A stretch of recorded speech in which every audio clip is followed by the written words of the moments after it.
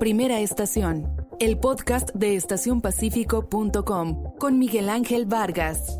Es traído a ustedes por La Marina, va con tu estilo, Cervecería de Colima, nos gusta mucho ser de aquí, y Kiosco, celebremos lo nuestro. Noticias, entrevistas, análisis, opinión, todo lo que necesitas saber para comenzar tu día en Colima. Primera estación, el podcast de estacionpacífico.com con Miguel Ángel Vargas. Comenzamos. 7:03, 22 grados centígrados. Muy buenos días, les saluda Miguel Ángel Vargas, transmitiendo desde la cabina de Super 98.9 en la tierra favorita del sol, aquí en Colima capital. Comenzamos Informe 24, una producción de estacionpacífico.com para Grupo Audiorama Comunicaciones. Hoy es martes 22 de septiembre de 2020 y saludamos a quienes nos escuchan en toda la zona metropolitana, en los 5 municipios de la zona metropolitana de la ciudad de Colima, a través del 98.9, también a quienes lo hacen allá en la zona de costa, en el Valle de Tecomán, a través de Max 105.3. Asimismo, le damos la bienvenida a quienes nos escuchan vía Facebook, en esta transmisión que hacemos en este Facebook Live, en la cuenta de Estación Pacífico, en esta red social, gente que nos escucha desde otros puntos del estado, mucha gente que nos escucha desde Manzanillo, mucha gente que nos escucha desde otras entidades del país y también algunos que tienen pues su corazón y su mente acá en Colima y que están fuera del territorio nacional, gente que vive ya en la Unión Americana y que a través de informarse de lo que sucede en Colima pues se sienten un poco más cerca de casa. Bienvenidas y bienvenidos todos por la vía que sea que nos estén acompañando. Yo les quiero agradecer su compañía y que con ella nos estén reiterando esta mañana su preferencia, su confianza en nuestro trabajo periodístico. Nosotros buscaremos, como intentamos hacer todos los días, corresponderles con mucha información útil y esta pues generada a través de un trabajo periodístico, de procesos periodísticos serios, rigurosos, como, insisto, buscamos hacer todos los días. ¿De qué temas vamos a platicar en las próximas 2 horas? ¿Qué hay en el menú de nuestro programa de hoy? Pues fíjense que hemos estado hablando mucho tiempo sobre la pandemia y a veces todavía, y lo hemos relatado aquí, pues hay gente que sigue incrédula, que dice todo esto es un invento y que de alguna manera minimiza con información a medias, ¿no? Dice, pues se muere más gente de otras cosas, ¿no? Y luego hasta dan cifras, supuestas cifras y sobre las principales causas de muerte en el estado y en el país. Pues para contextualizar de lo que está sucediendo con la pandemia, que por cierto ayer se tuvo la cifra récord de fallecimientos aquí en el estado, 15 fallecimientos reportados en un día. En el comunicado oficial no hay ninguna aclaratoria respecto a que se pudieran estar acumulando datos de días pasados, así es que entendemos que son cifras de 24 horas, pero bueno, en este contexto temporal también pudimos hacer un corte de caja para comparar las muertes que se han dado por violencia homicida en el estado y las muertes que se han dado por COVID. Y la comparativa pues no hace ver, no digo pequeño, pero hace ver menos importante a la violencia homicida, uno de los principales problemas que ha azotado en los últimos años el estado de Colima y del cual hemos estado aquí platicando pues mes con mes, actualizándoles también las cifras. Hay más muertos por COVID que por violencia homicida en el estado y les estaremos compartiendo este análisis. Asimismo, les vamos a compartir la actualización de las cifras de violencia homicida y de otros delitos en el estado, donde continúa una tendencia positiva hacia la baja, pues positiva en términos sociales, una tendencia negativa en cuanto a crecimiento pues de la violencia homicida, el principal indicador que hemos estado siguiendo, y resulta que el mes de agosto fue el de menos víctimas de violencia homicida en el estado en lo que va del actual gobierno estatal. Nos tenemos que remontar hasta finales de 2015 para encontrar un mes con menos víctimas, menos asesinatos intencionales en el estado, y ese análisis también lo estaremos compartiendo con todos ustedes. No solamente hablamos de la violencia cuando las cifras crecen, también cuando bajan hay que decirlo, ¿no? Aún así, a pesar de esas cifras, pues también hay que ubicarnos de cómo estamos en la comparativa nacional, y esto no son los mejores indicadores en términos comparativos, aunque en la comparación contra nosotros mismos pues hay un cambio positivo, ¿no? En cuanto a disminución de la violencia homicida, y todos estos detalles los estaremos relatando. También vamos a actualizar la información de la pandemia. 24 nuevos casos, no demasiados nuevos casos, pero sí muchas defunciones, 15 defunciones. Creo que el récord anterior en 24 horas eran de 14, así es que hemos superado esa cifra, y eso sin duda pues es algo lamentable, y que nos debe llevar a redoblar esfuerzos sobre las medidas de contención, de precaución ante posibles contagios. En el ámbito nacional les platicaremos, pues así como cuando vuelve Timbiriche, ¿no? Pues Ricardo Anaya regresa a la política, y les estaremos compartiendo lo que dijo a través de un video, y les compartiremos también nuestra opinión al respecto. ¿Qué vamos a tener en cuanto a entrevistas? Por ahí de las 7:45 charlaremos con Patricia Victórica Alejandre, directora del Centro Estatal de Prevención Social, quien nos va a explicar con detalle el programa Redes Ciudadanas por la Paz.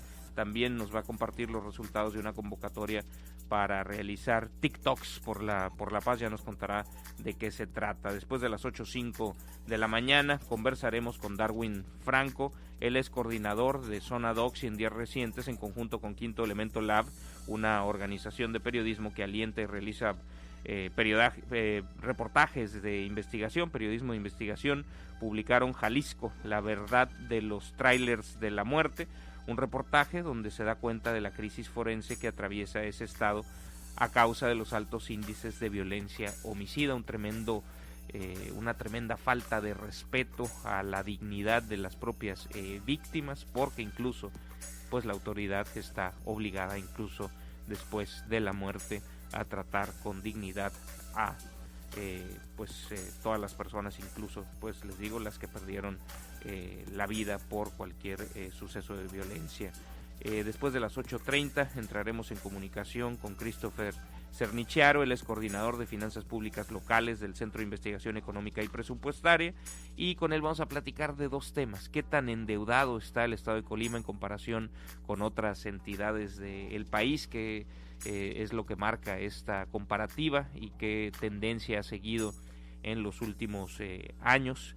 Y también en el gasto federalizado, es decir, lo que en el presupuesto de egresos de la federación se transfiere para que sea ejercido por las entidades federativas, es decir, participaciones federales, los que son los recursos de libre disposición, aportaciones federales, los que van etiquetados, y otros subsidios y transferencias, ramo 23 y demás, algunas otras, como la suma de eso, cómo se ve en el proyecto de presupuesto para el estado de Colima en comparación a los otros estados, qué tan castigados o qué tan bien o qué tan mal está planteado desde la óptica colimense. Esto estaremos conversando con este especialista en finanzas públicas, temas de los que saben que son pues de nuestro interés y que hemos buscado también darles un puntual seguimiento. Son temas densos, pero intentamos digerirlos para que el usuario común, el ciudadano común, pueda entenderlos de mejor manera y tenga elementos cuando escucha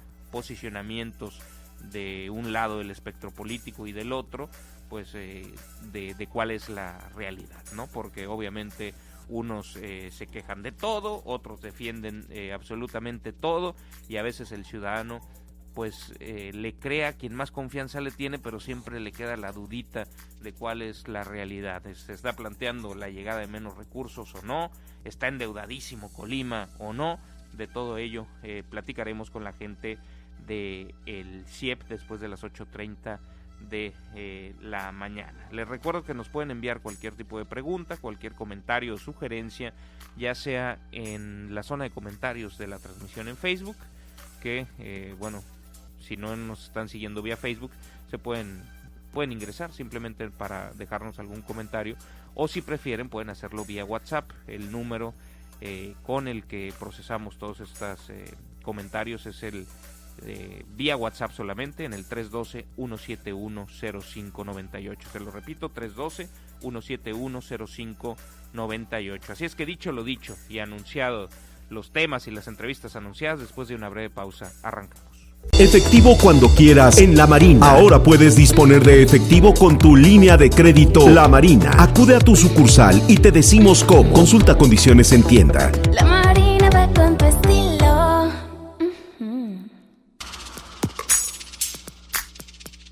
Toda muerte nos debe preocupar como sociedad. Hay algunas que se dan como parte de un proceso natural, y hay otras que se dan por factores que de pronto llegan ya sea a la salud de las personas o por factores sociales que están pues provocando muertes. Hemos estado analizando en este espacio informativo a lo largo de los meses tanto la violencia homicida como las muertes por causa de COVID, de esta enfermedad generada por el virus SARS-CoV-2 que surgió afectando pues a los humanos a finales del año pasado, y que nuestro país pues ya se convirtió en una pandemia desde el mes de marzo, pues el arranque de la misma, el inicio de la misma.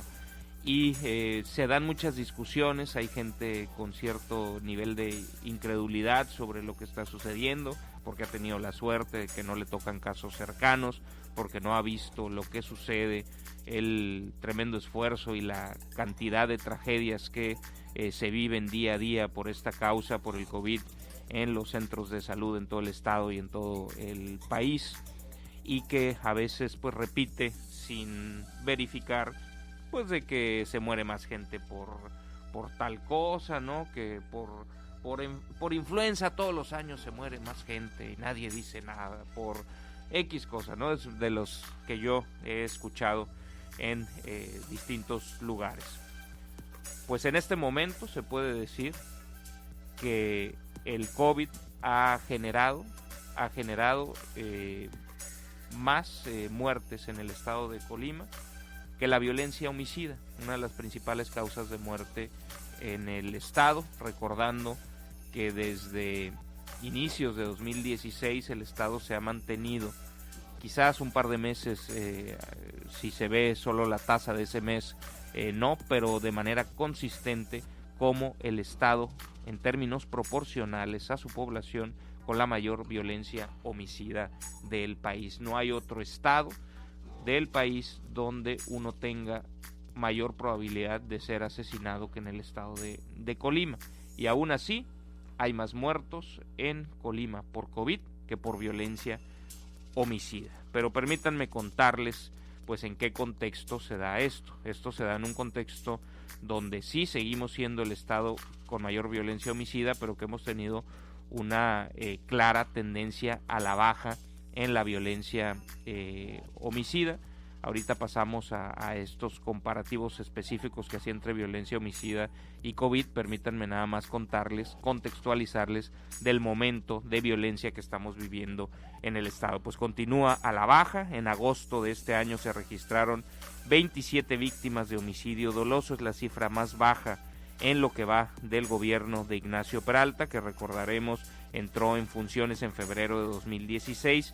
Esto de acuerdo con las cifras del Secretariado Ejecutivo del Sistema Nacional de Seguridad Pública, que obviamente recopila la información que le envían las procuradurías o fiscalías locales. De acuerdo con esta base de datos, desde noviembre de 2005, cuando se reportaron 26 víctimas de homicidio doloso, no se registraba una cifra tan baja. De los 27 asesinatos intencionales registrados el pasado mes de agosto, 21 se efectuaron con arma de fuego, 4 con arma blanca y 2 con otro elemento. En ese mismo sentido, se registraron 11 víctimas menos que el mes anterior, cuando hubo 38 asesinatos dolosos.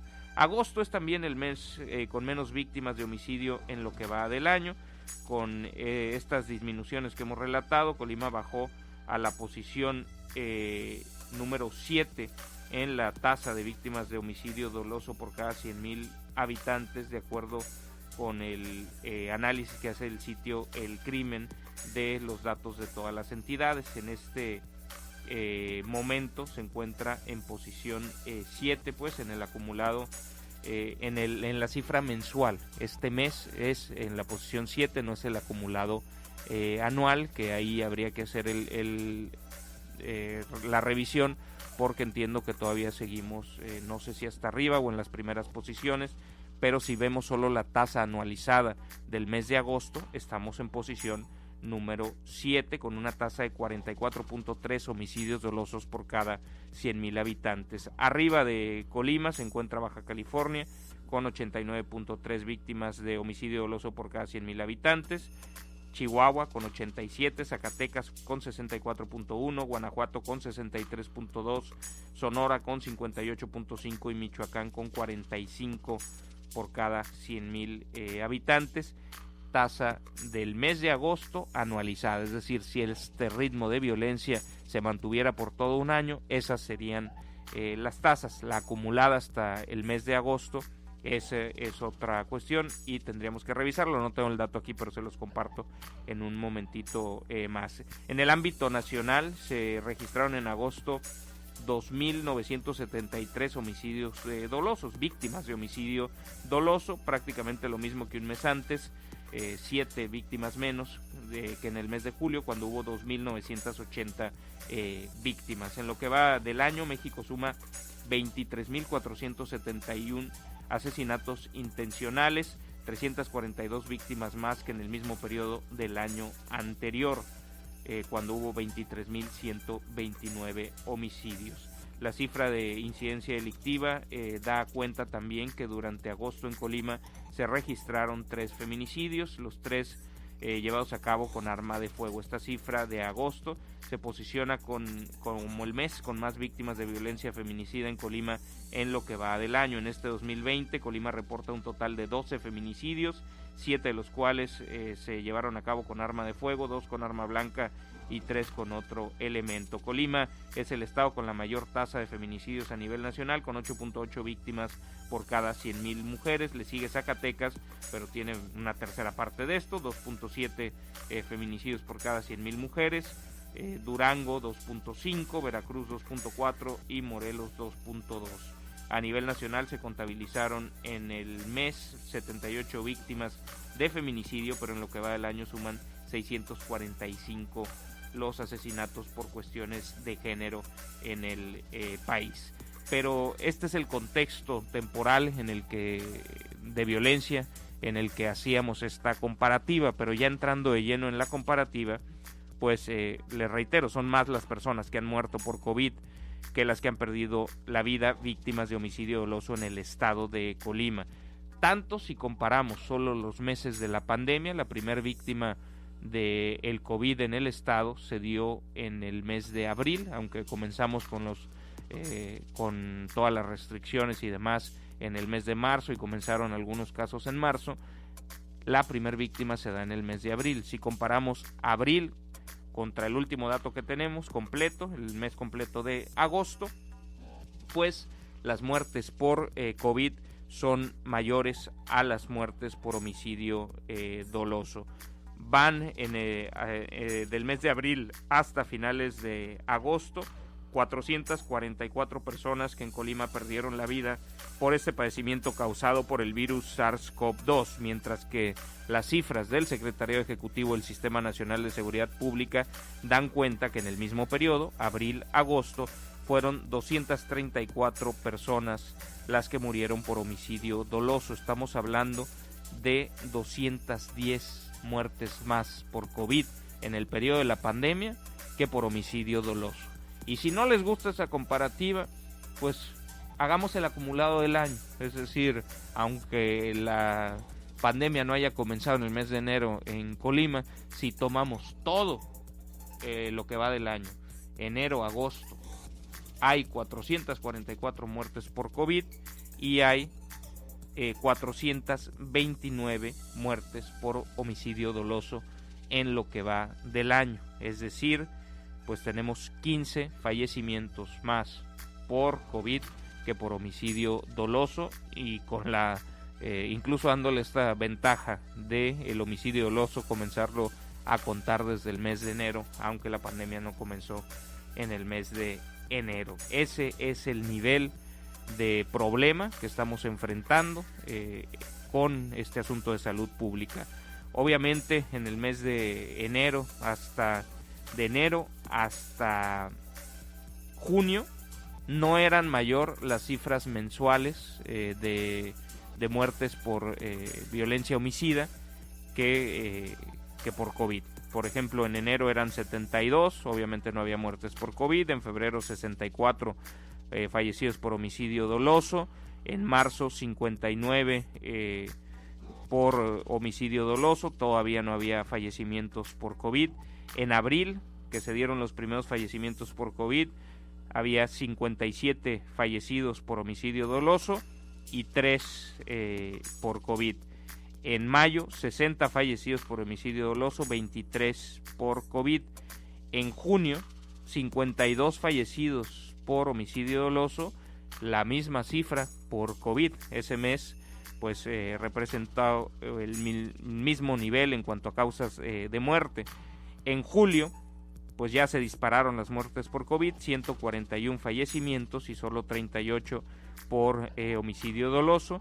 Y en agosto 225 víctimas del COVID y 27 víctimas de homicidio doloso.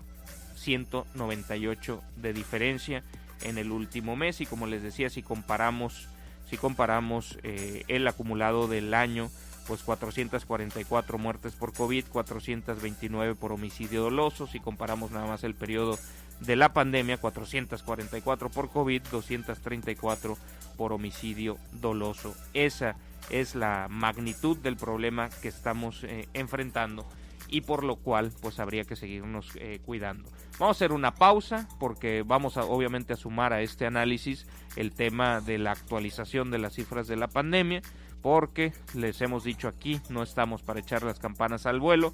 Por más que se vea cierta reducción en cuanto a la cantidad de nuevos casos, pues hay todavía mucha gente que está muriendo y el ritmo de muertes por COVID sigue siendo muy alto, y de ello estaremos platicando en un momento más. 312-171-0598 es nuestro WhatsApp, se lo repito, 312-171-0598. Hacemos una pausa y continuamos con más. Gracias por continuar con nosotros en Informe 24. Y bueno, permítanme compartirles la actualización de la información de la pandemia en nuestro estado y en nuestro país. A nivel nacional se sumaron en las últimas 24 horas 2.917 nuevos casos, con los cuales se ha superado ya la cifra de 700,000 contagios. Tenemos 700,580 casos confirmados acumulados a lo largo de la pandemia. Se estima que el 4% sigue bajando esta cifra. El 4% de estos 700,000 casos se mantienen activos. 30,566 casos activos. Con las 204 defunciones registradas el día de ayer, se llega a un total de 73,697 defunciones. Hay otros 75,754 casos en la categoría de sospechosos. Esto en el ámbito nacional, y podemos ver esta tendencia a la baja. Recuperamos esta tendencia a la baja después de hace un par de días pues un dato alto que preocupaba que se estuviera dando un rebote. Se percibe otra vez que continúa la tendencia a la baja en el ámbito nacional. En el ámbito local, la Secretaría de Salud Estatal reportó 15 defunciones por COVID en el estado, la mayor cifra reportada en una misma jornada. Se había ya dado una cifra similar el pasado 25 de agosto. Con esto, en la entidad se han contabilizado 545 muertes por este padecimiento. Los 15 decesos fueron de 9 hombres y de 6 mujeres, todos mayores de 50 años de edad, de los cuales 5 eran originarios del municipio de Manzanillo, 4 de la capital del estado, 2 de Armería, 1 de Villa de Álvarez, un fallecimiento más de Tecomán, 1 de Comala y 1 de Coquimatlán. También se reportaron 24 nuevos casos positivos al SARS-CoV-2, de los cuales 11 son mujeres y los restantes 13 casos son de hombres. De las 11 mujeres van de los 25 a más de 65 años de edad. 7 reciben atención ambulatoria, 4 fueron hospitalizadas y son consideradas pacientes graves. Los 13 casos restantes obviamente son hombres que van sus edades de 1 año hasta más de 65 años de edad, es decir, otra vez hay un bebé con COVID, de los cuales 7 reciben atención ambulatoria y 6 fueron hospitalizados graves. Del total de nuevos contagios, 8 son del municipio de Colima, 7 son de Villa de Álvarez, 4 son de Tecomán, 2 son de Manzanillo, 2 de Cuauhtémoc y una mujer de Coquimatlán. También se registró el caso de una mujer de más de 65 años de edad, originaria de otro estado del país, que está hospitalizada y es considerada paciente grave, pero que será contabilizada en la entidad de residencia habitual, que no es el estado de Colima. Esto por el lineamiento federal, así se ha establecido a nivel federal que debe hacerse. Hay en el estado 81 casos sospechosos, de los cuales 58 están en aislamiento preventivo en sus hogares, 19 están hospitalizados y 4 murieron a la espera del resultado del laboratorio, perdieron la vida y todavía no se descarta o se confirma pues que padecieran COVID. En el estado a lo largo de la pandemia se han descartado 3.171 pruebas, han salido negativas de gente que se le ha buscado el virus porque tenía algún síntoma, pero que ya al hacer la revisión química pues no ha salido la presencia del virus en estas pruebas PCR. Manzanillo es el municipio con más contagios acumulados, tiene 1.370, le sigue Colima con 1.101, Villa de Álvarez con 860, Tecomán con 751, Cuauhtémoc reporta 84, Coquimatlán 83, Armería 75 casos, Comala 55, Ixtlahuacán 48 y Minatitlán el que menos tiene con 35 casos. Manzanillo tiene también la mayor cantidad de fallecimientos acumulados, casi llega a 200, 198. Colima le sigue con 119, Tecomán con 98, Tecomán tiene 100 menos que Manzanillo, Villa de Álvarez 64, Armería 21 fallecimientos, pero la más alta letalidad para la proporción, para el nivel de casos que ha tenido, pues 21 fallecimientos representan una alta proporción que le arroja una alta letalidad. Coquimatlán acumula 13 muertes, Comala 13, Cuauhtémoc 11, Ixtlahuacán 4 y Minatitlán también 4 muertes por COVID. 364 casos están activos, sube un poquito sobre días previos la cantidad de casos activos, aunque nos encontramos lejos del peor momento que estuvo esta cifra arriba de los 700 casos activos. De estos 364 casos activos, Colima es el que más casos activos tiene con 98, Manzanillo tiene 97, Villa de Álvarez tiene 91, Tecomán 47, Comala 9, Minatitlán 6, Ixtlahuacán 6, Cuauhtémoc 6, Armería y Coquimatlán 2 cada uno. Se han recuperado 3.594 pacientes. Pues esta es la fotografía de la pandemia, ¿no? En lo que va la actualización en las últimas 24 horas y el acumulado a lo largo de la pandemia. En más información sobre esto, la Secretaría de Salud Estatal dio a conocer que de los 4.438 casos positivos en Colima, el 71% de los pacientes han sido asignados con tratamiento ambulatorio en sus hogares, es decir, 7 de cada 10 han seguido su tratamiento en sus hogares, 3 de cada 10, 29%, corresponde a personas que han necesitado hospitalización. Cerca del 30% han requerido hospitalización. La secretaria de Salud, Leticia Delgado, detalló que del total de casos confirmados acumulados en la entidad, 3.154 corresponden a personas que se les ha pedido seguir su recuperación en sus domicilios, mientras que 1.284 han requerido atención hospitalaria. Pero vamos a escuchar parte de lo que dijo la secretaria de Salud del estado de Colima, Leticia Delgado. Del total de casos atendidos, el día de hoy suman 3.154. Quienes han seguido tratamiento en casa representan el 71%. mientras que 1.284 pacientes han requerido hospitalización y representan el 29%. De los pacientes hospitalizados, 87 han sido no graves, mientras que 1.140 resultaron graves y 57 han requerido intubación. La Secretaría de Salud Estatal aseguró que los contagios por COVID en Colima siguen predominando en hombres, que tiene el 53% del total de casos, 47% de los casos positivos se han dado en mujeres. La Secretaría de Salud Estatal ha atendido al 49% de los pacientes, 2.176, el IMSS al 40%, 1.766, el ISSSTE al 8.4%, y los hospitales privados han atendido a 48 pacientes, el Hospital Naval a 72 y el Hospital de la Zona Militar, que es abierto pues para atender estos casos hace algunas semanas apenas, ha atendido 6 casos solamente, la mayoría en el sector salud estatal y en el IMSS. Son las principales instituciones que han atendido y con sus profesionales de la salud, pues en estas unidades hospitalarias es el IMSS y es la Secretaría de Salud Estatal quienes han atendido y ayudado a la gente a pues intentar ganarle la batalla al COVID-19.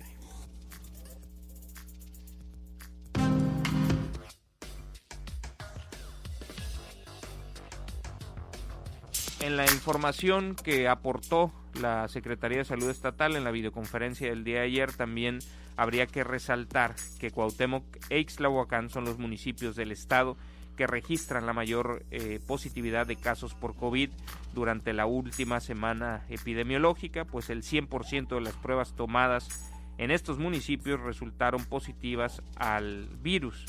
Leticia Delgado, secretaria de Salud, puntualizó que en Colima la positividad de casos estudiados de COVID aumentó 4 puntos porcentuales respecto a la semana anterior, pasó de 60% a 64%. Del total de pruebas, 6 de cada 10 salían positivas, ahora 6.4 de cada 10, 64 de cada 100 resultan positivas, es una cifra alta. En el caso de estos dos municipios, habría que decirlo, quizás la alta positividad es por el bajo número de pruebas que se hacen en estos municipios, y esto nos llevaría también a entender pues las carencias en cuanto a servicios de salud en algunos de los municipios pequeños del estado. Muy seguramente lo que hay detrás de esta alta positividad es que la gente pues sabe de las carencias del sector salud en los centros de salud en estos municipios, y pues solamente si están muy mal van. Entonces pues solamente se acerca la gente que ya tiene síntomas que claramente tienen COVID, y pues no es más probable pues que salga positivo, ¿no? Me imagino que hay mucha gente que por la dificultad pues sigue este padecimiento en casa y sin el acompañamiento médico que ameritaría. Es lo que yo creo como una hipótesis detrás de estos datos. Ahí dejamos el tema, vamos a hacer una pausa breve y continuamos.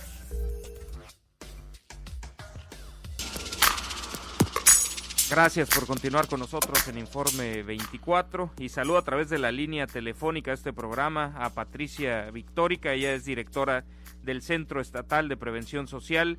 Directora, muy buen día, ¿cómo estás? Muy buenos días, Miguel Ángel. Un gusto saludarles a todas y a todos. Cuéntanos de qué se trata este programa de Redes Ciudadanas por la Paz. Muchísimas gracias. Fíjate que dentro de las acciones que está realizando el gobierno del estado de Colima a través del Centro Estatal de Prevención, pues le estamos apostando mucho a lo que son las intervenciones comunitarias en materia justamente de prevención social de las violencias.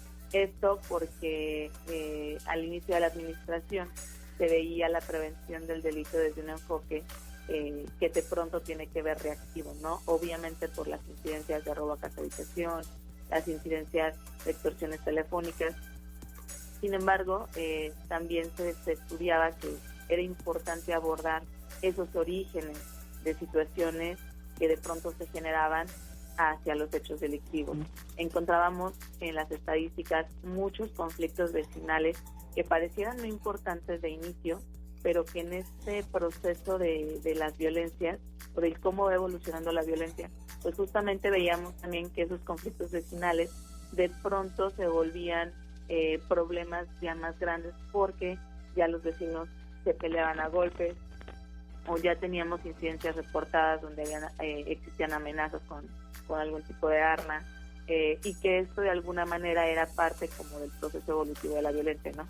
Entonces nace el programa y buscamos fortalecerlo a través de que es Redes Ciudadanas por la Paz, el cual promovemos que la misma gente sean mediadoras de conflictos, porque son personas que conocen los problemas en las mismas colonias.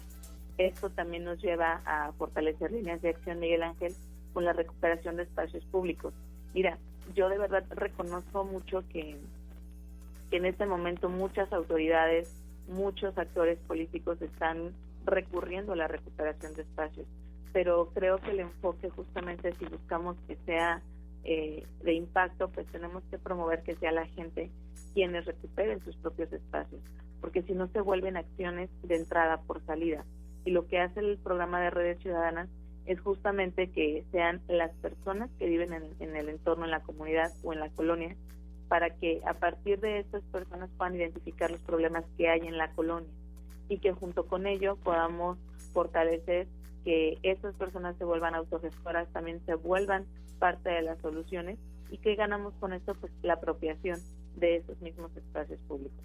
Actualmente tenemos cerca de 400 redes ciudadanas en todo el estado. Obviamente hemos estado trabajando con las colonias que tienen mayor incidencia, y que de pronto también en los reportes del 911, del 911, pues obviamente también encontrábamos que uno de los problemas que más se reportaban pues eran la presencia de pandillas o la presencia de jóvenes consumiendo en los espacios públicos, y que cuando vemos que la gente, o motivamos que la gente se involucre en estas mismas soluciones de su colonia, pues entonces es la misma gente que empieza a fortalecer incluso la propia cultura de la denuncia. En específico, ¿qué implica estas redes? Es decir, estas redes ciudadanas por la paz, la acción gubernamental, llegan a estos lugares donde hay conflictos vecinales, donde los reportes del 911 eso le indican, y entiendo que bueno, buscan la participación de la propia gente, pero en sí, ¿cómo funcionan? ¿Qué es lo que hace la gente para cambiar las cosas en estos contextos tan complicados? ¿Y qué es lo que hace el gobierno en específico? Mira, la función particular del gobierno es generar acompañamientos. Encontramos en las colonias, pues obviamente mucha apatía. La gente de pronto no quiere participar, o la gente simplemente no le interesa, o de pronto nos encontramos también con muchas veces con la falta de credibilidad en las instituciones. Esto obviamente se va generando por un cúmulo de situaciones que de pronto se les van presentando y que originan esto, ¿no? Por esa razón es muy importante que el mismo gobierno del estado estemos dando acompañamiento, porque cuando se conforman estas redes ciudadanas, particularmente en las que participan mujeres y jóvenes, pues obviamente aprovechamos esta participación, porque son ellos quienes nos pueden informar cuáles son los problemas que más aquejan. Casos, por ejemplo, de alumbrado público. El gobierno del estado les da acompañamiento para identificar cuál es el problema de este alumbrado, si es por robo de cable, si es porque solamente está dañada la luminaria, si es porque hubo problemas con la Comisión Federal de Electricidad, y entonces ya el mismo personal del gobierno del estado vamos generando esta sinergia con otras instituciones para poderle resolver esa problemática a la gente. En el caso, yo le decía, de los espacios públicos, bueno, motivamos que sea la gente quienes se organicen para poder mejorar ese espacio, ¿no? Actualmente, durante lo que va del año, llevamos más de 130 espacios públicos recuperados.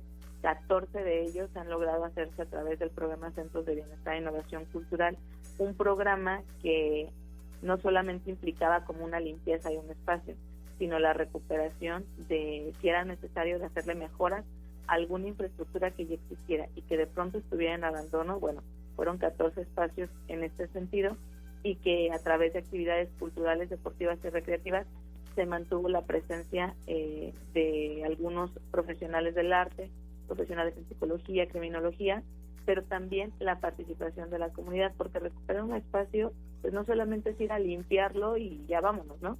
Sino implica que este espacio pues esté en buenas condiciones para que pueda estar sumamente activo. Ahorita en contingencia que nos enfrentamos a que de pronto los espacios públicos pues no podían utilizarse justamente para evitar aglomeraciones.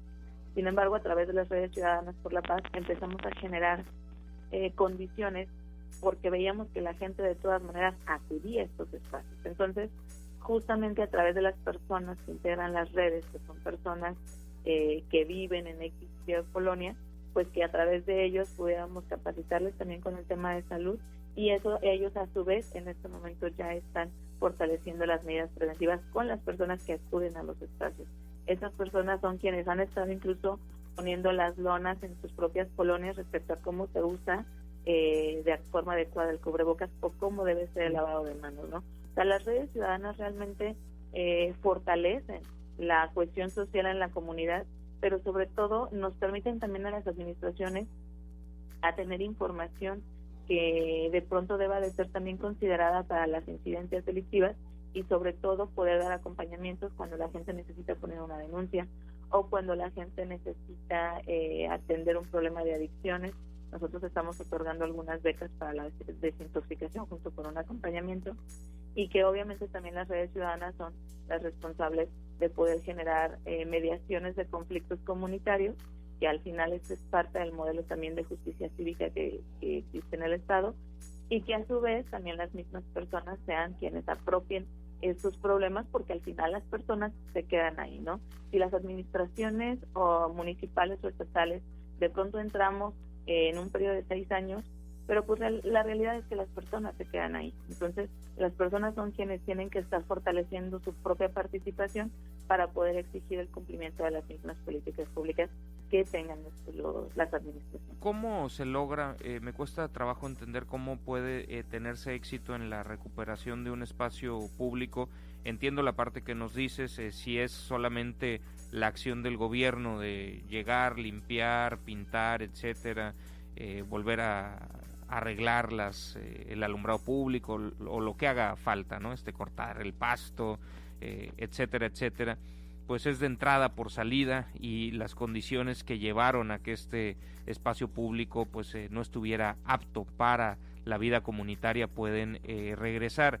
Pero sobre todo cuando hablamos, por ejemplo, de entornos de mucha violencia, de pandillas, no sé si nos pudieras contar un poco, por ejemplo, lo que hicieron en la zona del Tívoli, que ahí fue una intervención pues tal vez de mayor magnitud, pero ¿cómo se le hace para que las condiciones que alejaban a la gente de los propios espacios públicos no vuelvan cuando deje de haber presencia de la propia autoridad o de la acción gubernamental? El proyecto de la Fábrica de Innovación fue un proyecto que afortunadamente al gobernador del Estado, José Ignacio Peralta, le tocó ser presidente municipal cuando se solicitó la donación de los terrenos. Eso por supuesto que facilitó muchísimo el que, siendo gobernador del Estado, pudiera concretarse la recuperación completa del espacio. No obstante, recordemos también que entró muchas de las intervenciones que estuvieron a través del gobierno federal en ese entonces, con recursos tanto del programa PRED como del programa Ciudades Seguras para las Mujeres. Particularmente recordarás, Miguel Ángel, que hubo todo un proceso de marchas exploratorias y un proceso de diagnósticos situacionales que nos permitieron pues justamente identificar quiénes son los liderazgos de esta zona. Así funciona el programa también de Redes Ciudadanas. Identificamos los liderazgos de la colonia, pero no solamente estos liderazgos que de pronto tienen pues ya muchos años trabajando en esto o participando a través de los diferentes esquemas, ¿no?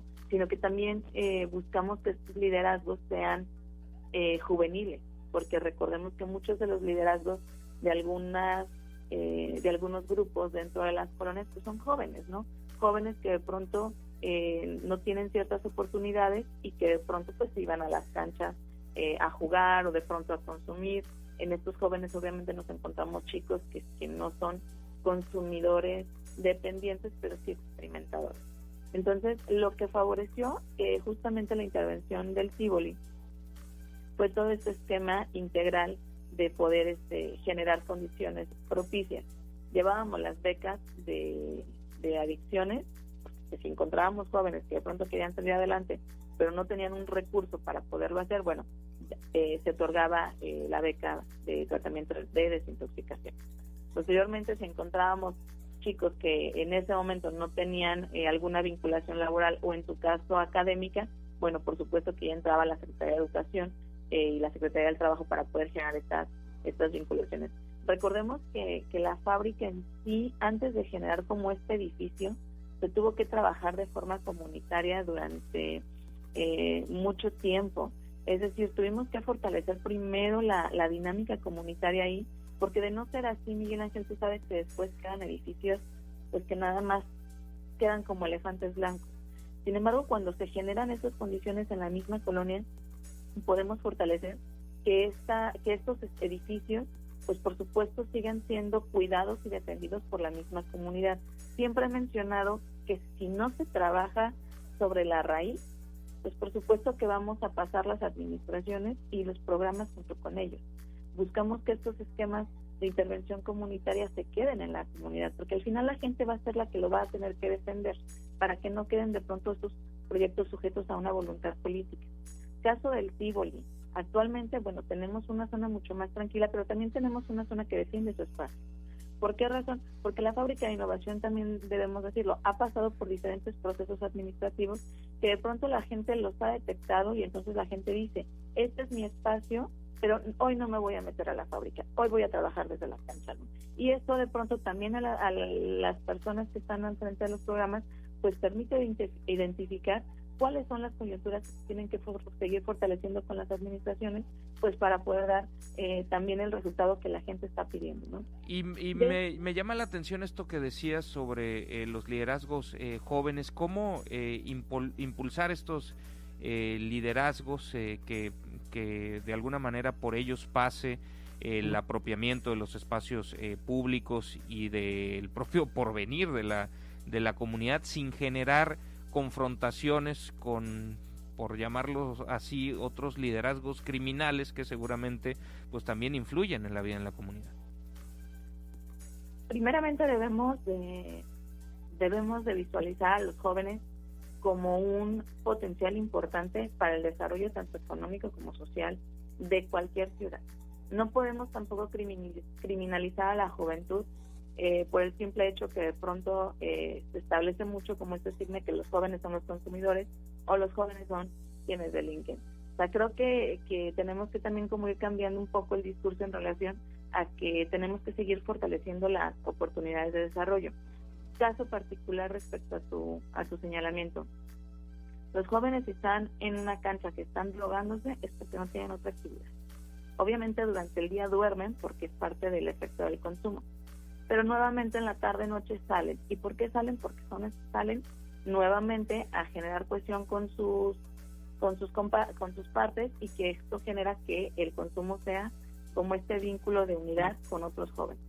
Tenemos el caso también justamente de lo que es el Polígono 1, caso Tívoli, que comprende también colonias como Leonardo B. Gutiérrez y La Albarrada, donde justamente entre lo que fue La Albarrada y Torres Quintero empezamos a fortalecer los esquemas del boxeo en jóvenes a través de sus liderazgos. ¿Por qué razón? Porque evidentemente sabíamos que estos jóvenes no les podíamos llegar por un programa de skate park, por ejemplo, ¿no? Sabíamos que para ellos era importante la actividad física, pero ellos nos solicitaban el box. ¿Qué encontramos a lo largo de estos 6 años, Miguel Ángel? Pues que de pronto teníamos en estos espacios a liderazgos justamente de la Leonardo B. Gutiérrez, del Tívoli, de la Albarrada, de la Torres Quintero, practicando en un mismo espacio el boxeo. ¿Qué es lo que generó el evitar o prevenir que de pronto se viera como una actividad también violenta? Porque era parte de lo que de pronto las señoras señalaban. Bueno, que va acompañado de un proceso también de personas que son especialistas en criminología y por supuesto en psicología. Me queda claro que son jóvenes que al no tener una actividad o una oportunidad de actividad, por supuesto que entran en situaciones de ocio. Y para los temas justamente de prevención y de cultura de paz, se tiene que trabajar en el tiempo libre y en la recreación. Y tal vez no me expliqué bien, no me refería, o sea, entiendo que los jóvenes, pues si no tienen qué hacer, pues que quizás encuentran en consumo de estupefacientes o algo, pues un entretenimiento o así es la costumbre de las tardes en esa colonia, en esa comunidad, y entiendo que obviamente al darle oportunidades para otras actividades las toman. Lo que digo es, en esta intervención comunitaria, cómo evitar las confrontaciones con el crimen organizado, porque evidentemente pues al crimen organizado que busca vender sus productos, pues también requiere parte de control territorial, ¿no?, en las colonias, y seguramente hay reacciones. ¿Cómo evitar esos conflictos? Es un proceso, Miguel Ángel, no de una semana, o sea, han sido muchos meses de trabajar con personas que de pronto sabemos evidentemente que tienen no solamente el conflicto con la ley, sino también, como bien lo mencionas, los conflictos a lo mejor con grupos. Sin embargo, la parte de la prevención social justamente busca el poder generar estas situaciones, encontrar estas coyunturas de poder también tener una seguridad para ellos y sobre todo para el personal que acude a hacer las intervenciones comunitarias. Yo te ponía el ejemplo de la Albarrada, porque justamente en esos espacios pues coincidían estos liderazgos juveniles de estas colonias, y en sus propios discursos a los 4 meses de trabajo, o sea, ellos mismos decían, ya no nos peleamos, o sea, ya no vamos a la Torres Quintero a buscar pleito, ni tampoco vienen a la Albarrada a buscarnos pleito, porque entonces su punto neurálgico de encuentro pues se volvió el deporte. Pero sí sucede en el caso que mencionas, que de pronto, pues obviamente para la delincuencia organizada me estás quitando a mis gente muchachos, y espacios, ¿no? Por supuesto. Sin embargo, por eso refiero que es muy importante que haya una intervención integral, porque evidentemente estos muchachos son jóvenes que tienen información, son jóvenes que conocen el modus operandi, pero que nosotros buscamos también enfocarnos en qué es lo que sí quieren hacer, porque en todas las historias en materia de prevención y de recuperación de jóvenes por adicciones, no hay uno solo que no nos haya dicho que ya no quiere seguir viviendo con miedo, porque son jóvenes que viven con miedo, son jóvenes que se involucran en estas actividades delictivas, pero que de pronto ya no las pueden dejar justamente por miedo. Entonces, de ahí es la importancia de este acompañamiento, porque si ellos encuentran como este apoyo, pues por supuesto que estamos generando que haya jóvenes que de pronto ya no están delinquiendo para poder consumir, porque ya se trabajó el problema de adicción, ¿no? Patricia, ¿me aguantarías en la línea para preguntarte nada más rapidísimo? Te robo un minuto más de la convocatoria para hacer TikToks por la paz, para que nos cuentes de qué se trata. Me parece perfecto. Volvemos.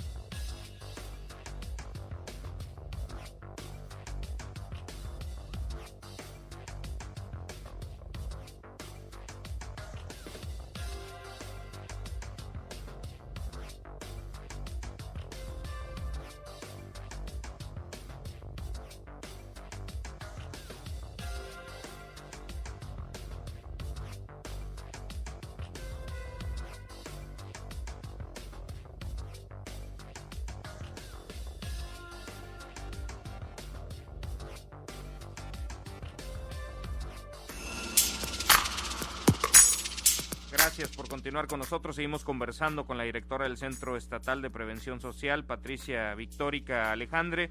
Directora, cuéntanos qué es esta convocatoria que han lanzado para realizar TikToks por la paz. Fíjate, Miguel Ángel, que es una de las acciones que realizamos durante el mes de septiembre como mes de la paz.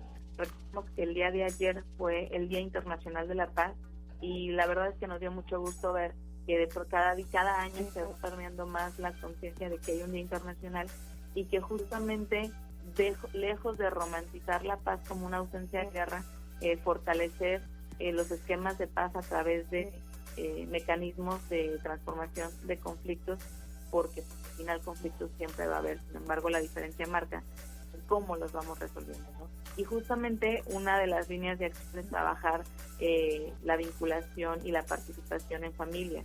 Esto obviamente generó que pudiéramos hacer uso de la plataforma más importante en este momento entre los jóvenes, niños y adultos, porque además la plataforma de TikTok es una plataforma donde nos encontramos personas de la tercera edad, nos encontramos personas adultas, nos encontramos adolescentes y por supuesto que nos encontramos muchísimos.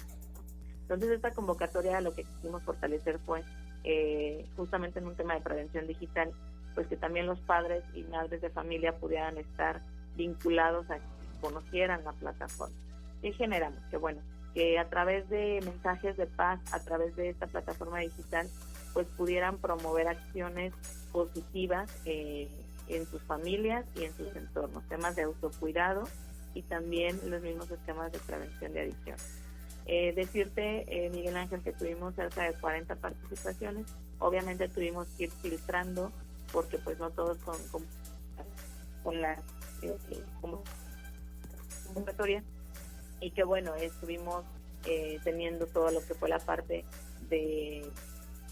previa a decir el ganador o la ganadora, pues fueron cerca de 2 semanas porque lo iniciamos en el mes de septiembre.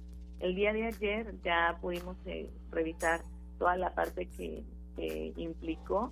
Tenemos 4 lugares y realmente contigo estaría dando como la primicia porque justamente el video Semillas de la Paz, un video donde participaron 2 hermanos acompañados por sus papás, pues fue el primer lugar de esta convocatoria. El segundo lugar fue el video La Paz empieza por una sonrisa. Es un video que la verdad nos gustó mucho porque justamente a veces habla de cómo llegamos de pronto a las personas, cómo al sonreír pues generamos estos ambientes armónicos del saludo y generamos como unas relaciones mucho más armónicas. Este segundo lugar fue para una niña de 8 años. El tercer lugar, el video se llamó Disfruta cada momento y empápate de amor. Y el cuarto lugar es un video que trabajan también cerca de 2 niños, donde hablan pues justamente con la canción de La Esperanza, pues buscan promover un lugar mejor. ¿Había premios económicos o...? No, realmente, okay. Los premios económicos siempre los damos como en especie. Nos parece importante también que la niñez comprenda que una premiación pues va más allá como del dinero en efectivo. Claro. Obviamente pedimos mucha responsabilidad por parte también de los papás, ¿verdad? Porque, por ejemplo, en primer lugar se llevó una tablet, el segundo lugar se le va a otorgar un aro de luz. Este aro de luz es muy solicitado justamente por las adolescencias y las juventudes en estos ambientes de las plataformas y los videos digitales. El tercer lugar fueron unos lentes de realidad virtual, los cuales buscamos promover que a través de esa realidad virtual se puedan generar contenidos y puedan también consumirse contenidos en materia de prevención. Y el cuarto lugar justamente es un amplificador cinema para los celulares, toda vez que también para los niños se forma en este momento pues no solamente de recreación, sino también ya mucho en este momento de periodo digital, pues obviamente utilizan muchas veces sus teléfonos para poder estar vinculándose a las actividades académicas. Y este amplificador genera como una visión de que como si fuera una tele un poquito más grande, ¿no? Entonces, los premios fueron obviamente pensados de forma digital, justamente porque la convocatoria es digital, porque las plataformas en este momento pues están generando mucho auge. Pero más allá de eso, Miguel Ángel, la verdad es que buscar la sensibilización de la importancia que tiene que los padres de familias estén involucrando con sus hijos, con sus hijas, en estas dinámicas de las plataformas digitales es sumamente importante. Que ellos aprendan a hacer el uso de un TikTok, que ellos aprendan a generar estos vínculos de seguridad, del uso de la privacidad, porque también no podemos perder de vista que las plataformas digitales en este momento pues están generando esta ventana a muchos delitos que desgraciadamente se ven involucradas adolescentes, que se ven involucrados niños y que a través de la prevención con la vinculación familiar pues se pueden prevenir. Pues te agradezco mucho la información que nos has compartido, muy interesantes los temas, podríamos seguir platicando, habrá que repetir la invitación, pero por lo pronto, gracias y muy buenos días. Muchísimas gracias a ti, Miguel Ángel, y un reconocimiento a todo tu equipo de trabajo. Te lo agradezco. Patricia Victórica Alejandre, directora del Centro Estatal de Prevención Social. Hacemos una pausa breve y continuamos. Gracias por continuar con nosotros en Informe 24 y saludo a través de la línea telefónica a Darwin Franco. Él es coordinador de Zona Docs y bueno, en conjunto con Quinto Elemento Lab han publicado una pues muy relevante investigación sobre, recordarán ustedes estos tráileres de la muerte, estos camiones en donde había cadáveres que no tenían dónde poner en el vecino estado de Jalisco. Darwin, pues gracias por tomarnos la llamada y antes que todo, ¿cómo se da esta colaboración con Quinto Elemento Lab? Cuéntanos. Muy buenos días, Miguel Ángel, muy buenos días a todo tu auditorio. Sí, reportaje es el primero de una serie de trabajos que se llaman, están englobados en la serie Crisis Forense, del cual también hoy se publicó una segunda entrega, que buscamos retratar varios periodistas del país bajo la coordinación de Quinto Elemento, A dónde van los desaparecidos, y la periodista Marcela Turati, para justamente dimensionar y ponerle también rostro y sentido humano a los poco más de 38,000 cuerpos de personas a identificar que permanecen actualmente en el CEMEFO en el país. Y arrancamos con esta historia de los contenedores de la muerte, los trenes de la muerte, como se le llamó, porque nos parece una de las historias que mejor reflejan este desdén, esta manera tan poco humana, tan poco ética, con el cual se trata a la mayor parte de los cuerpos que en el CEMEFO o no son identificados o no son reclamados por nadie. Y a partir, digamos, de un trabajo como colaborativo, que por lo menos es una investigación que tiene más de 2 años, hemos venido trabajando en una serie de entregas que justo buscarían retratar un momento como este de los trailers, o como en su momento también ocurrieron incineraciones de cuerpos de personas fallecidas, y en ese marco de esta serie que se llama Crisis Forense es que este primer reportaje de los contenedores salió como la primera entrega. ¿Cómo te acercaste tú en términos periodísticos a este tema de estos trailers? Sí, aquí en Jalisco tengo ya varios años acompañando las búsquedas y los procesos de exigencia de justicia de los colectivos que buscan a sus seres queridos desaparecidos.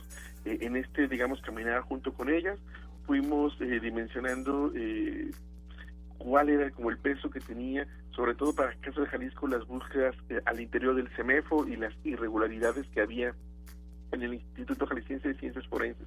Así fue como, digamos, yo me acerqué al tema, donde he venido realizando una serie de reportajes.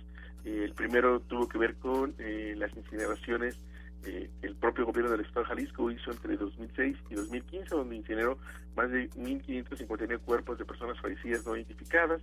Posteriormente nos asaltó a todos esta historia de los trailers, y a partir de ahí he acompañado mucho este proceso y he estado como investigando a fondo a dónde van a parar los cuerpos de las personas que no son identificadas, y si el gobierno está haciendo digamos, todo lo posible para garantizar que las carpetas forenses, las carpetas de identificación vinculadas a cada uno de estos cuerpos pueda llevarnos en un futuro a su identificación, que es finalmente lo que se espera que ocurra.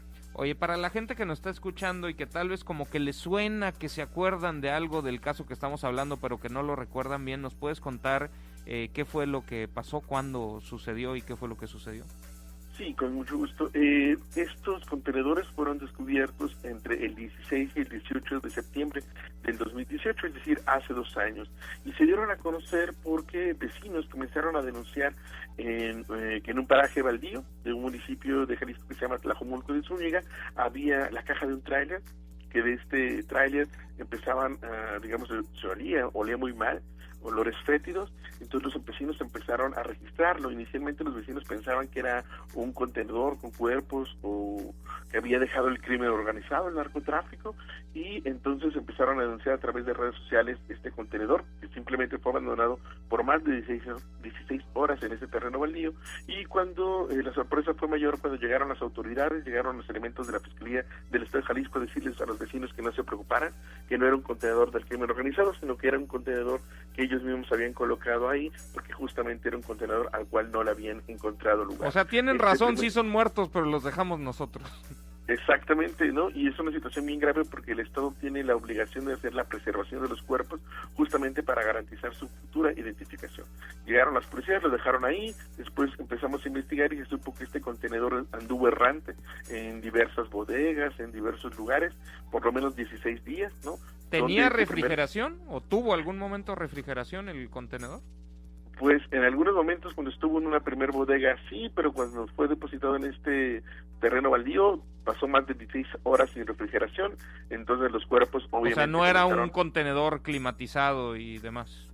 Digamos que sí era un contenedor climatizado como estos donde vemos que transportan los alimentos, sin embargo, para que este contenedor pueda funcionar, tiene que estar conectado a una fuente de poder, que se la puede dar, digamos, en este caso la propia máquina, el propio motor, o en este caso tendría que haber estado conectado a una fuente de luz, pero el contenedor simplemente estaba ahí, la caja, ¿no? La pura caja, apagado, en un terreno baldío, ¿no? Entonces, este primer contenedor se supo que tenía 273 cuerpos de personas fallecidas no identificadas, ¿no? Se hizo toda la denuncia, generó un escándalo, el gobierno después tuvo que salir a decirnos que no era uno, sino 2 contenedores y que en total tenían 322 cuerpos de personas fallecidas no identificadas y que justamente habían hecho la contratación de estos contenedores porque el CEMEFO estaba a tope, estaba rebasado, ya no cabían los cuerpos y a muchos funcionarios, ¿no? Se les ocurrió que esta era una buena idea, que lo mejor, en lugar de conseguir espacios en panteones, de inhumarlos, como también marca la ley, que lo mejor era hacinarlos en estos contenedores con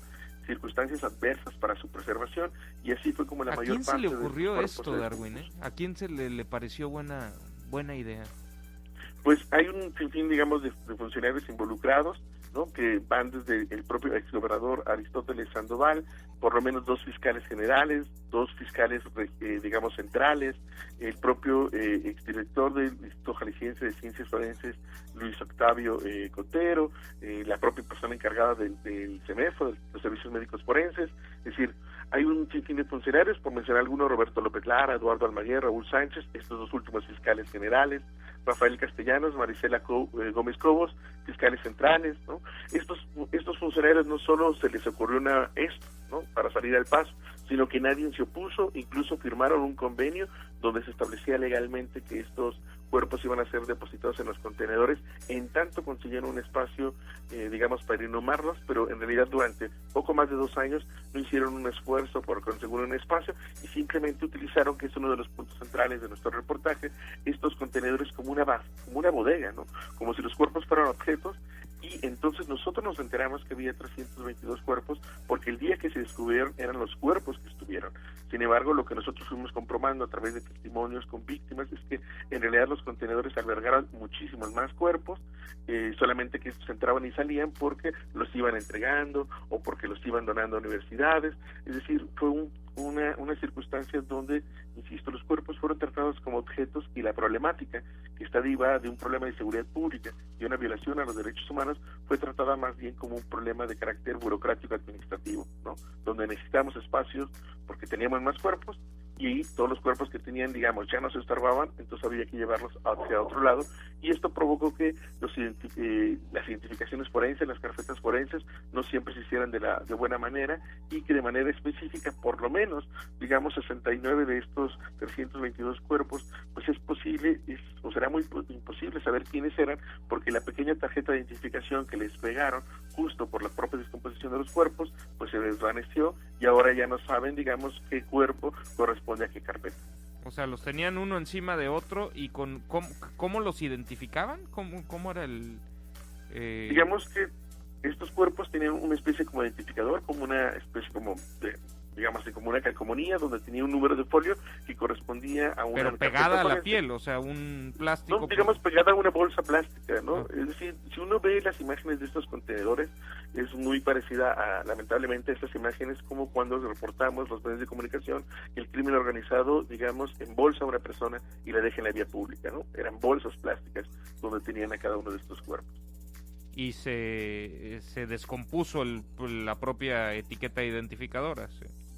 Sí, digamos que por la propia degradación de los cuerpos, pues era obvio que iba a consumir este tipo de material, porque como muy bien lo dices, Miguel Ángel, estos cuerpos no es que estuvieran, digamos, como en racks, acomodados, de tal manera que se pudiera saber identificarlos por líneas, ¿no? Como incluso la propia Cruz Roja Internacional marca, cuando se llega a utilizar esos tipos de contenedores en caso de una emergencia o una guerra, porque se han usado, marca una serie de protocolos de cómo tienen que estar acomodados los cuerpos. Aquí no, en realidad los cuerpos estaban amontonados unos sobre otros.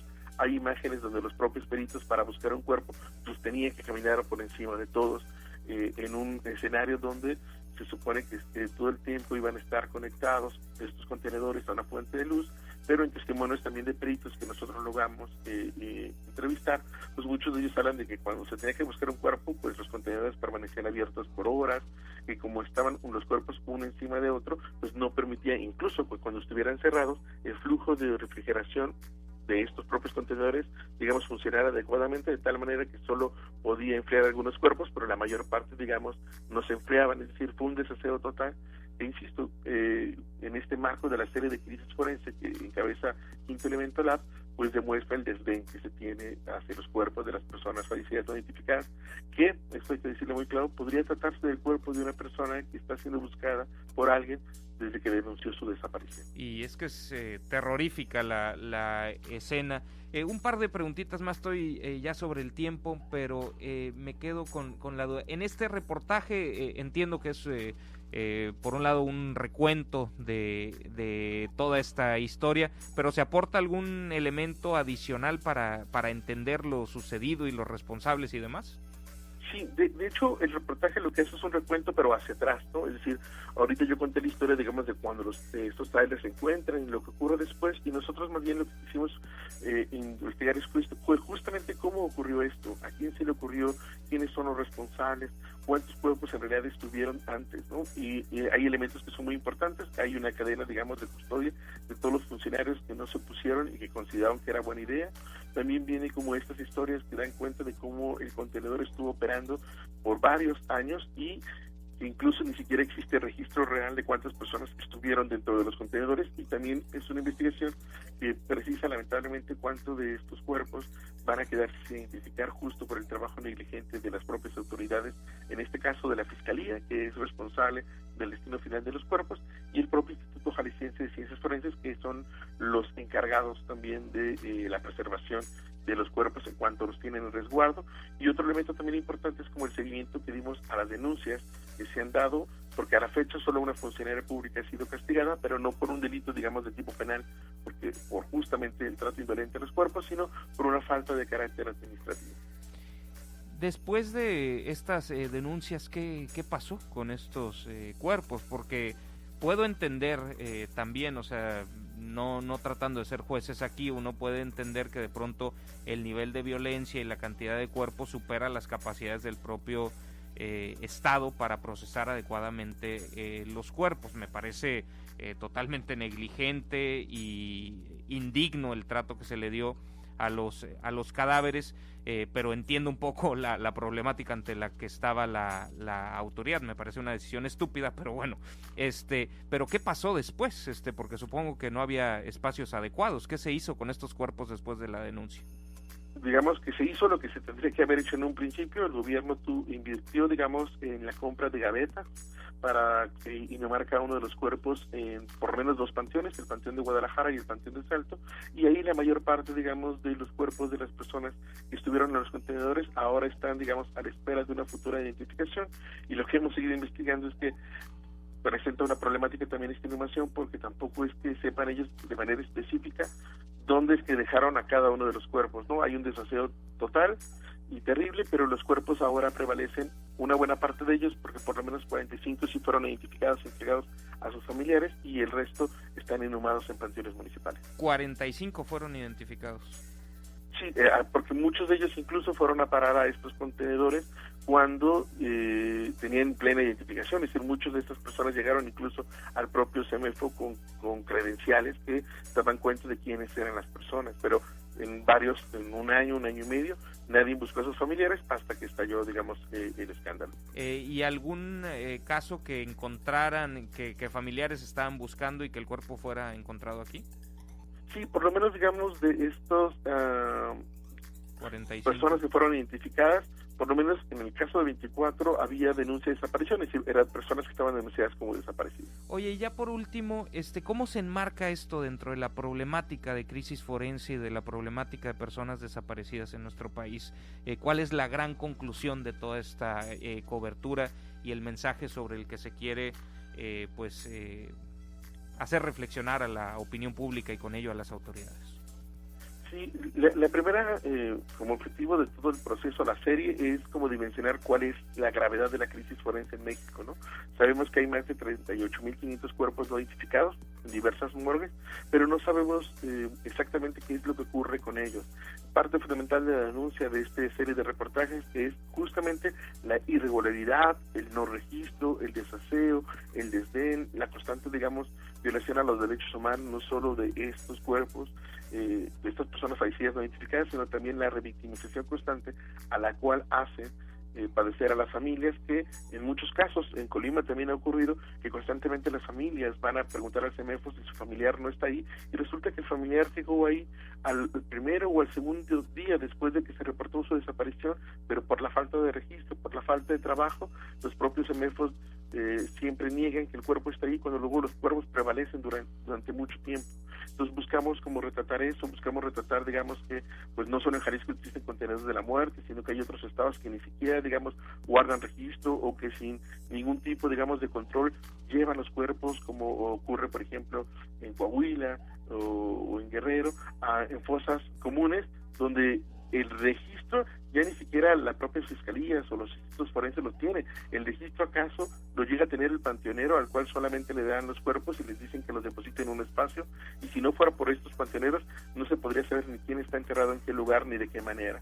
Este trabajo justo busca recuperar eso, a través también de focalizar que esta crisis forense está enmarcada en una crisis más amplia que la de derechos humanos, donde la desaparición es uno de esos puntos álgidos, y porque también nosotros queremos que lamentablemente muchas de estas personas no identificadas están siendo buscadas por alguien, y el Estado lo que está generando son condiciones al interior del CEMEFO que en muchos casos, como ocurrió con los contenedores o cuando en Jalisco se incineraron cuerpos, pues termina por desaparecer a las personas. Y para cambiar esto supongo que se requiere recursos y voluntad para tratar con dignidad a las personas, incluso después de la muerte, ¿no?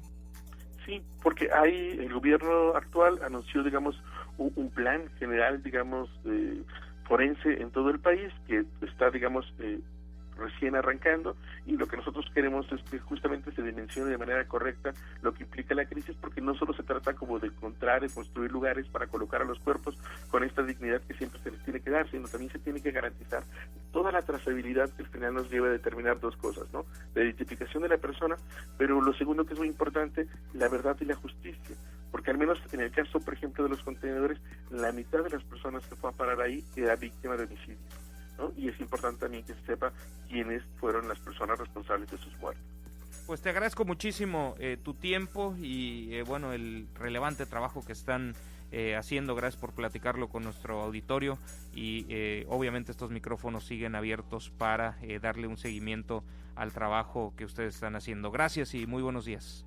Hasta luego, muy buenos días. Darwin Franco, coordinador de Zona Docs y parte del equipo periodístico que con Quinto Elemento Lab pues han presentado esta serie de trabajos periodísticos sobre la crisis forense que vivimos en todo el país y de la cual Colima no está exenta. Hacemos una pausa y continuamos. Y les compartimos a continuación una conversación que sostuvimos hace un par de días con Christopher Cernichiaro. Él es coordinador de finanzas públicas locales del CIEP, del Centro de Investigación Económica y Presupuestaria. Conversamos sobre el gasto federalizado para Colima en comparación con otros estados y sobre el perfil de deuda de Colima y su evolución, obviamente también en comparación con otros estados. Me acompaña a través de la línea telefónica y con mucho gusto saludo a Christopher Cernichiaro. Él es coordinador de finanzas públicas locales del CIEP, del Centro de Investigación Económica y Presupuestaria.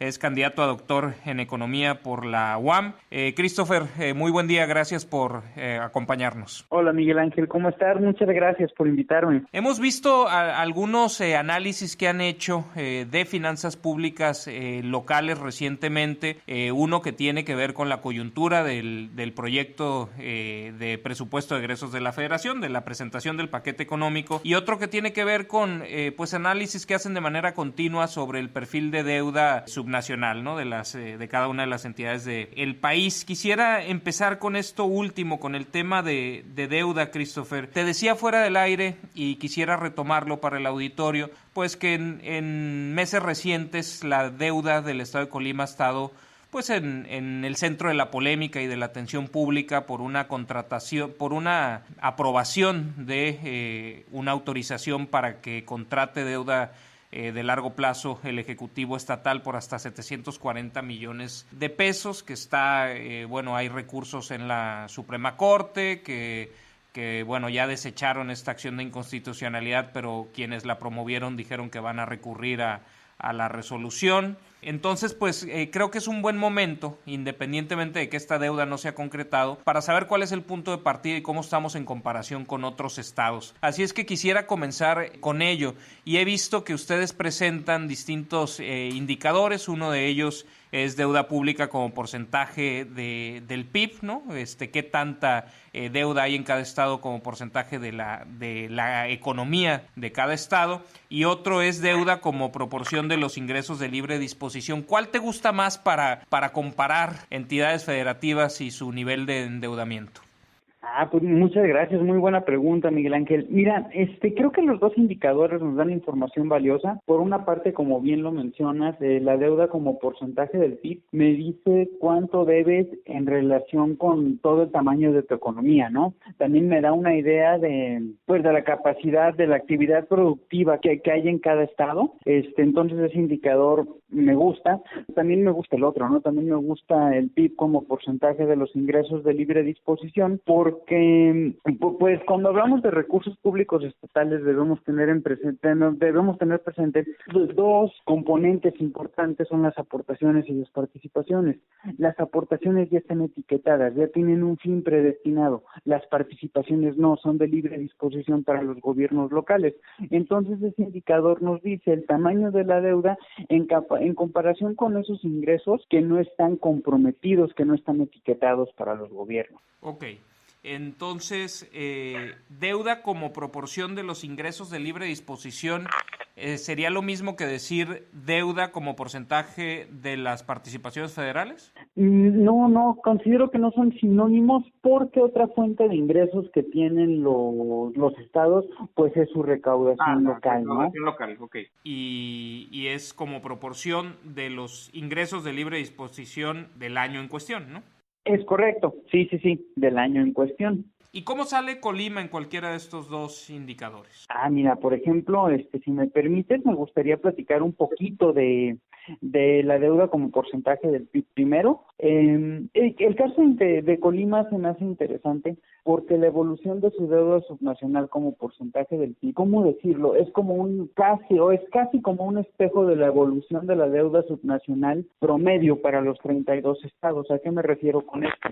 Que nosotros vemos que la deuda subnacional empieza a crecer en 2008-2009, cuando hay una contracción económica a nivel mundial. Esa contracción le pega a México, hay menos recursos públicos estatales, es decir, los estados recibieron menos gasto federalizado, también tienen menos recaudación local y pues tienen menos recursos. Entonces en ese periodo vemos cómo crece la deuda subnacional. En el caso de Colima también observamos cómo a partir de ese periodo hasta 2016 la deuda subnacional sigue creciendo y deja de crecer en 2016. ¿Cuál es la peculiaridad de ese año? Es el año en el que la ley de disciplina financiera está vigente. Empieza a meter restricciones a la contratación de deuda subnacional, y entonces de 2016 a 2020 vemos que la deuda de Colima pues prácticamente se mantiene constante en ese periodo, es decir, a partir de que tenemos la ley de disciplina financiera, se detiene el crecimiento de la deuda subnacional en Colima. Concretamente, en 2016 era 3.2% de su PIB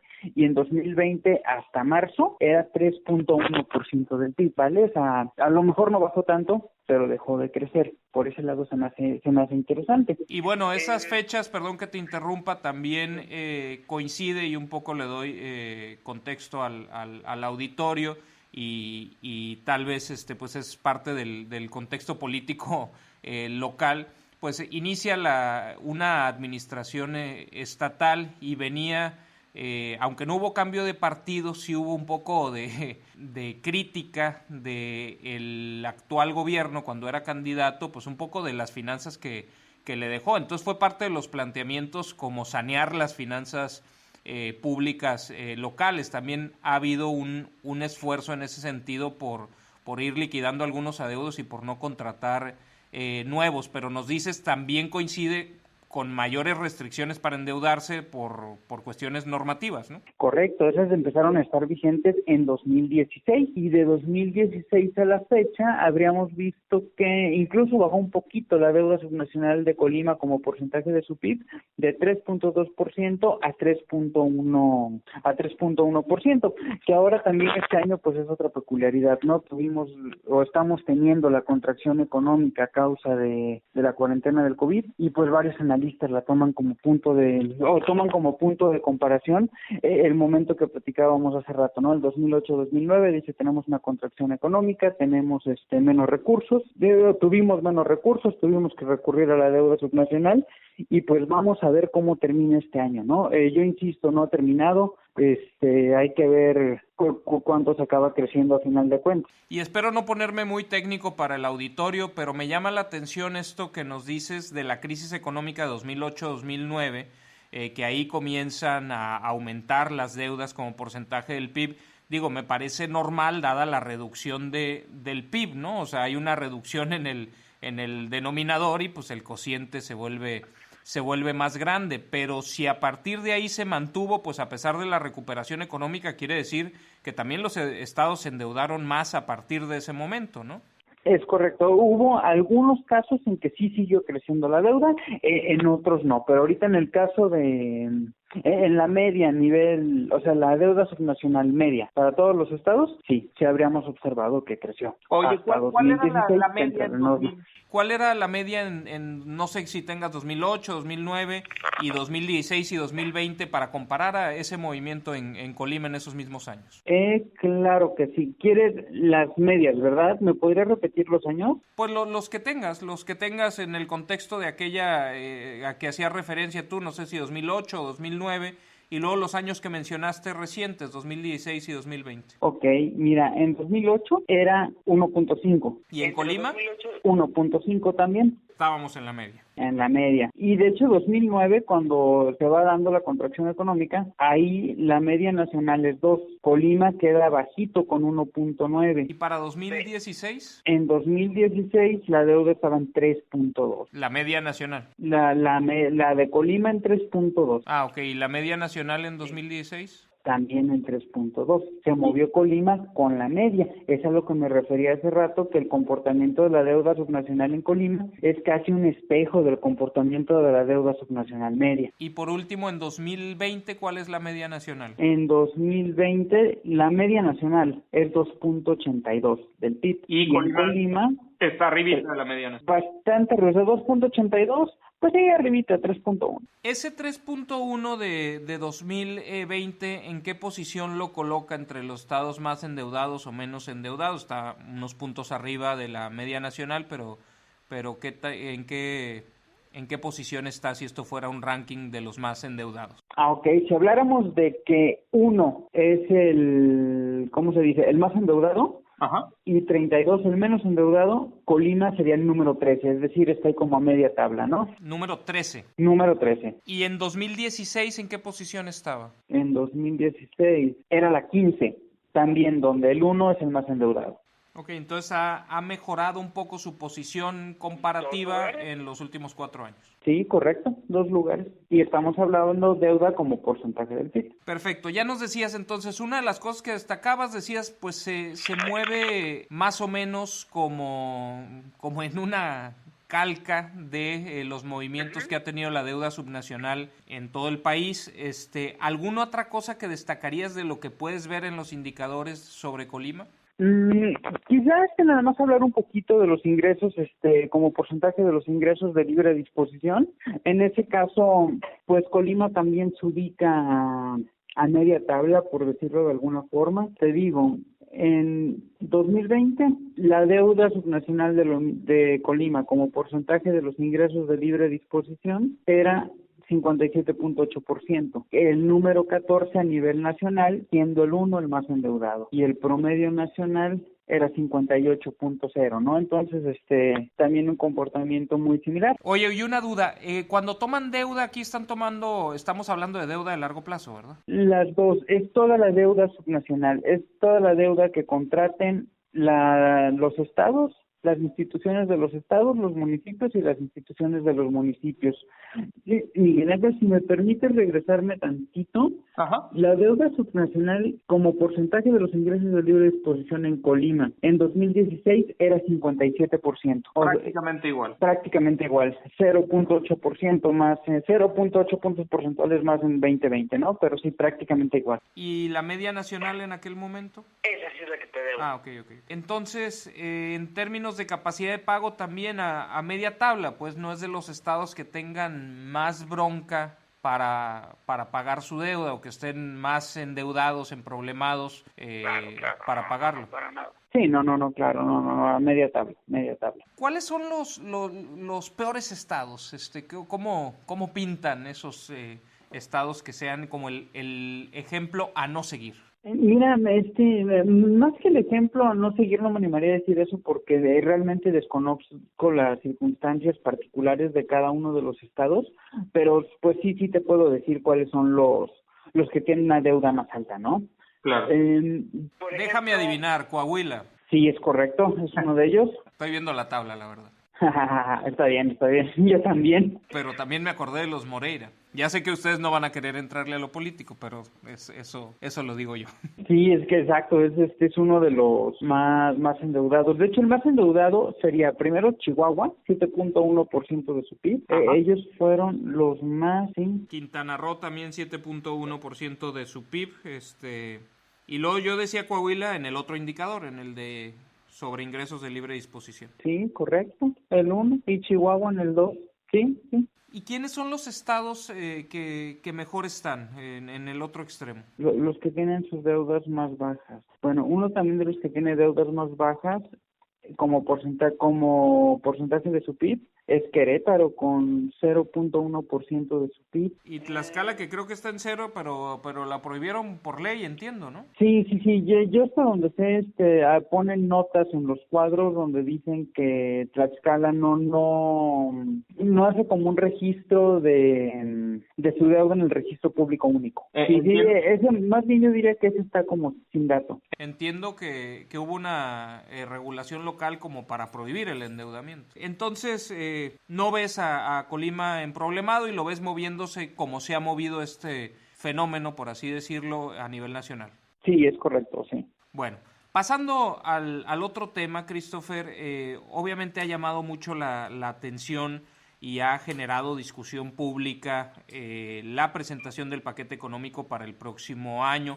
Hay un grupo de gobernadores que han levantado la voz, considerado injusto la repartición de los recursos fiscales, han llamado a revisar el pacto fiscal y entre ellos está en esta llamada Alianza Federalista el propio gobernador de Colima, Ignacio Peralta, y eso me llevaría a preguntarte ¿cómo evaluamos, cómo trata el proyecto de presupuesto al estado de Colima en el gasto federalizado? Perfecto, Miguel Ángel. Mira, primero, si me permites, me gustaría dar como un bosquejo general, ¿vale? De cómo está este proyecto para 2021. Claro. Muchas gracias. Mira, pues primero el gasto federalizado, toda la bolsa de gasto federalizado bajó 5.5% en términos reales entre el dato proyectado para 2021 y el asignado para 2020. Una peculiaridad es que todas las entidades federativas están recibiendo menos gasto federalizado o recibirían menos gasto federalizado para 2021 que lo que se les asignó en 2020. Eso es entendible por la contracción económica, ¿no? Es correcto. ¿Te acuerdas que hablábamos hace rato un poquito de la ley de coordinación fiscal? Esta ley de coordinación fiscal pues tiene fórmulas donde nos dice cómo se distribuyen las participaciones y las aportaciones, que en el gasto proyectado para 2021 es 96% de estas transferencias federales para los estados. Entonces, lo que nos dice esta ley es que hay una cosa que se llama recaudación federal participable, que está compuesta por ingresos tributarios, por ingresos petroleros. Entonces, si esa recaudación federal participable bajan las participaciones que están vinculadas a esa recaudación federal participable. Eso está plasmado en la ley de coordinación fiscal.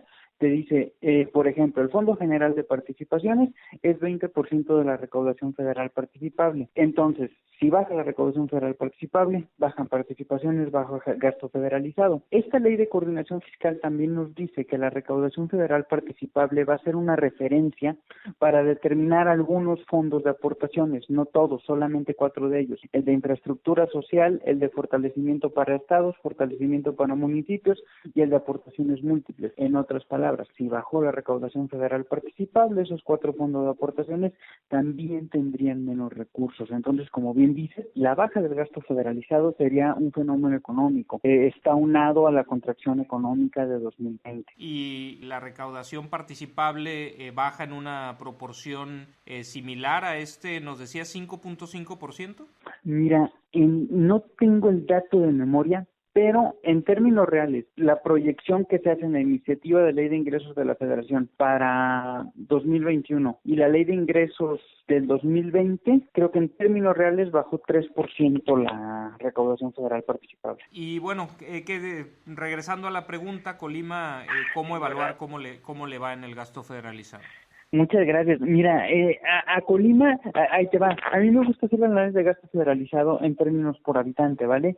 Porque considero que refleja, sí, los recursos que te estoy dando, pero te dice qué tan grande o qué tan pequeño es relación con tu cantidad de habitantes. Entonces, si consideramos este criterio de términos reales per cápita, pues vamos a ver que Colima es de los estados que mejor les van las recepciones de gasto federalizado por habitante.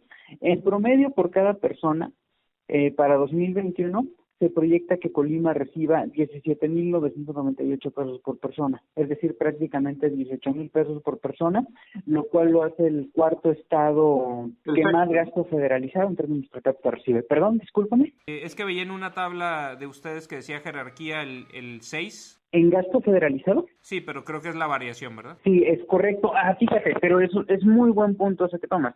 Es el sexto. Esa tasa de variación, ¿qué es lo que nos dice? Como hace rato platicábamos, todos los estados acabaron recibiendo menos gasto federalizado en 2021 en relación con 2020. Lo que quiere decir ese 6 es que Colima fue de los que menos disminuyó su gasto federalizado. Sería el sexto que menos disminuyó. Su gasto federalizado per cápita, ¿no? El sexto menos castigado. Correcto. Está entonces, nos decías, 17,998 pesos por persona es lo que recibe de gasto federalizado. Recibiría el próximo año. Es correcto. ¿Y cuánto recibía este año, pues, según lo que se aprobó en el Congreso? 19,004. Ok. Y es una variación porcentual de menos 5.3%. ¿Esa es en términos reales? Sí, en términos reales serían pesos constantes del 2021. Y a nivel nacional, nos decías, era el gasto federalizado disminuyó 5.5% en términos reales. Es correcto, en términos reales y en términos agregados. Esa sería toda la bolsa de gasto federalizado. Es decir, en Colima disminuye un poquito menos que lo que pasa a nivel nacional. Sí, pero hay que considerar que ese dato para Colima, el que acabamos de mencionar, es un dato per cápita y el 5.5% se refiere a la variación de gasto federalizado sin ajustar por población. Ok, perfecto. ¿Y qué te dice esto de Colima? Es decir, no nos va tan mal. No, exacto. Ese es el punto. No va tan mal en relación con los estados. Volviendo un poquito a la ley de coordinación fiscal, ya ves que platicábamos que las participaciones, las aportaciones se distribuyen en los estados de acuerdo con ciertas variables. Pero un punto importante, un detalle importante de esas fórmulas es lo que tú mencionas, que es el desempeño del estado en esas variables en comparación a cómo le fue al resto de los estados. Es decir, si a todos nos fue mal, de acuerdo con esas fórmulas, el que acabaría siendo premiado, por decirlo de alguna forma, es el que le fue menos mal. Y aquí hay una posibilidad incluso para mejorar lo proyectado de acuerdo con las variables que se consideran, sobre todo en el tema de participaciones, ¿no? O sea, pienso en la recaudación local de impuestos federales que entiendo que les va muy bien a los estados si recaudan muchos impuestos federales, ¿no? Mira, ahí te va. Sí, o sea, sí, porque las fórmulas consideran el PIB. Entonces, mientras tú tengas más PIB, pues son más transacciones, ¿no? Más transacciones que están grabadas y donde se graban más impuestos federales, pero también premia la recaudación local. Las fórmulas también consideran la recaudación local, es decir, el predial, la tenencia, o sea, quien hace más esfuerzos por tener ingresos propios, también es considerado en las fórmulas de participaciones solamente. Pues perfecto. ¿Alguna recomendación que derivado de estos datos se le pudiera dar a las autoridades locales en este entorno de restricciones presupuestarias? Muchas gracias, Miguel Ángel. Pues mira, a lo mejor más que una recomendación, yo invito a la reflexión. En términos, en promedio, el gasto federalizado fue 87% de los recursos públicos estatales, es decir, de cada 100 pesos que tienen los estados para proveer bienes y servicios, 87 pesos provienen de la federación. Entonces yo creo que es importante fortalecer la recaudación local para depender menos de esas transferencias federales. Y una reflexión que he tenido últimamente, que también es importante que pues la federación mejore la recaudación, sin que esto implique subir los impuestos, sino más bien pues que todas las personas que tengan una actividad económica efectivamente paguen impuestos, ¿no? Claro. Pues Christopher, te agradezco mucho tu tiempo y la interesante información que has compartido con nuestro auditorio. No sé si hay algo que no te haya preguntado que quisieras tú agregar. No, Miguel Ángel, creo que fue una entrevista súper completa y pues te agradezco mucho haberme invitado y tener en cuenta al CIEP. Todo el trabajo que hacen se puede consultar en ciep.mx, ¿verdad? Correcto, ahí tienen acceso a todas nuestras investigaciones, también nos pueden seguir en Twitter, en Facebook, que ahí salen mensajes, tweets bastante sintéticos que les pueden dar una buena idea de la esencia de nuestras investigaciones. Y pues gracias a Christopher Cernicharo, él es el coordinador de finanzas públicas locales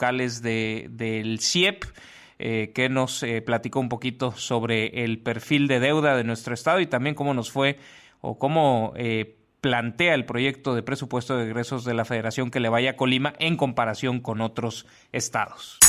Y con esta entrevista terminamos el programa de hoy. A nombre de todo el equipo que hace posible el mismo, yo me despido, soy Miguel Ángel Vargas y les deseo el excelente martes que ustedes se merecen.